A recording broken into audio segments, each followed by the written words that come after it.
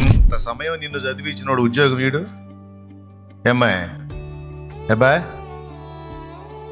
ఉద్యోగం ఎవనోడు ఎప్పుడో చెడగొట్టేవాడు కానీ చదువుని. మరి ఇంత ఇంత ఇంత ప్రయాణం చేయించి నీ చేత ఇంత చదువు చదివించినోడు ఉద్యోగం వీడంటే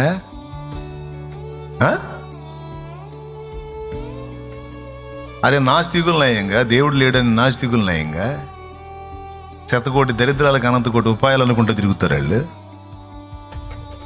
100 కోట్ల దరిద్రాల కంట లెక్కలేనన్ని కోట్ల ఉపాయాలు ఉంటాయంట.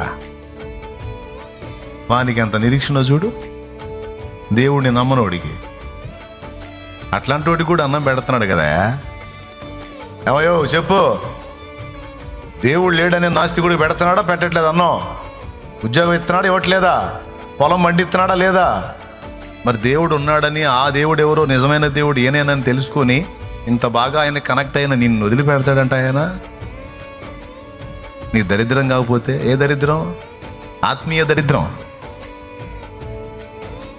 ఆత్మీయ దరిద్రతలో ఉన్నవాళ్ళు అవిశ్వాసుల్లాగా ఆలోచిస్తూ ఉంటారు బద్ధస్తమానం దాని గురించే. బద్ధస్తమానం అది కాదు ఆలోచన.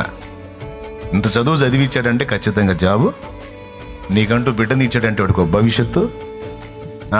నా పిల్ల ఏమయ్యొద్దో, నా పిల్లగాడేమో పిల్ల అనుకుంటూ తిరుగుతూ ఉంటారు. నీ బిడ్డనిచ్చిన దేవుడు ఆ బిడ్డల్ని గట్టెక్కించడం కూడా తెలిసిన వాడని నువ్వు నమ్మాలి. అవిశ్వాసులు నమ్మరు, నువ్వు విశ్వాసివే. నీకు తోడై ఉన్న దేవుడు నీ పిల్లలు కూడా తోడయుడు. ఆనాడు అబ్రహాముకు మాట ఇచ్చిన దేవుడు ఈనాటికి వదిలిపెట్టాడు వాళ్ళని.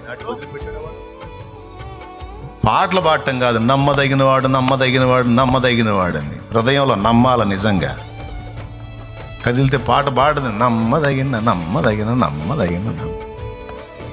అరే ఒట్టి భజన నమ్మదో పాడలేదు, పాట మాత్రం అట్ట పాడుతుంటుంది అనుకుంటాడు ఆయన.